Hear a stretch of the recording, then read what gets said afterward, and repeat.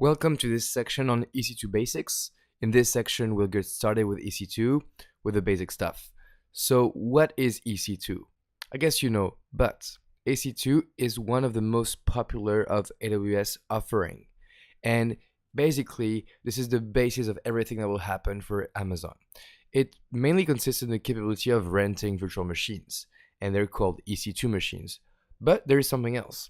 You can also store data on virtual drives, and that's called EBS. You can distribute load across machines, and that's called an elastic load balancer, or ELB. And you can scale the services using an AutoScaling group called ASG. So all these concepts are going to be detailed in this course in depth, in great depth, but I wanted to give you a high-level view of what EC2 is.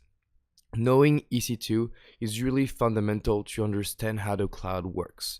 Renting virtual server on the cloud is really key to understanding how any cloud provider, not just AWS, work. Okay, so that was like a super high-level overview of EC2, and we're gonna do a deep dive into every of these services in the course later. But for the meantime, just remember this: you can rent machines, store data, distribute load, or auto-scale your applications and instances. All right? Well, see you in the next lecture.